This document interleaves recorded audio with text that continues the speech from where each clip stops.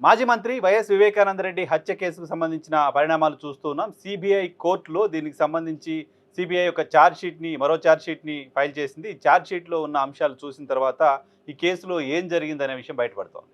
ఈ కేసుకు సంబంధించి నేరస్తులు తప్పించుకుంటున్నారు. కేసుని మళ్ళీ విచారణ చేయాలి అంటూ వైఎస్ వివేకానందరెడ్డి కూతురు సునీతారెడ్డి సిబిఐని అభ్యర్థించారు. సుప్రీంకోర్టుకెళ్లారు. సుప్రీంకోర్టు నుంచి సిబిఐని అభ్యర్థించారు. సిబిఐ ఈ మేరకు ఇప్పటికే విచారణ పూర్తయిపోయింది. మళ్ళీ విచారణ చేయాల్సిన అవసరం లేదు అని చెప్పింది.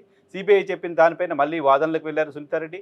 ఆ తర్వాత సిబిఐ కోర్టు మళ్ళీ విచారణ చేయండి అని ఆదేశించింది. ఏ అంశాలపైన విచారణ చేయాలనే దానికి సంబంధించి 1, 2 అంశాలని సునీతారెడ్డి చెప్పిన అంశాలని సిబిఐ పరిగణనలోకి తీసుకుంది.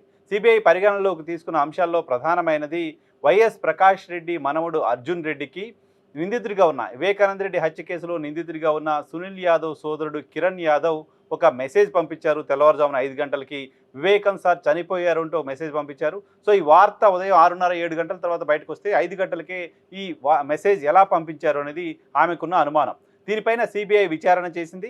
సిబిఐ విచారణ చేసిన తర్వాత ఈ మెసేజ్ పంపించింది ఉదయం 7 గంటల సమయంలో, 5 గంటలకు కాదు. 7 గంటల సమయంలో ఈ మెసేజ్ పంపించారు. మెసేజ్ పంపించడానికంటే ముందు అర్జున్ రెడ్డికి కిరణ్ యాదవ్ ఫోన్ చేశారు. ఫోన్ అటెండ్ చేయలేదు కాబట్టి ఆయనకి మెసేజ్ పంపించారు. 7 గంటలకి మెసేజ్ పంపించడాన్ని దానిలో ఏదో ఉంది కాన్స్పిరసీ అని భావించాల్సిన అవసరం లేదు. ఎందుకంటే అప్పటికే మీడియాలో అంతా వచ్చింది. ఆయన చనిపోయారనే వార్త మీడియాలో విస్తృతంగా స్ప్రెడ్ అయింది కాబట్టి దానిలో కాన్స్పిరసీ ఉంది అని భావించాల్సిన అవసరం లేదు అని సిబిఐ కోర్టుకి సిబిఐ తెలిపింది.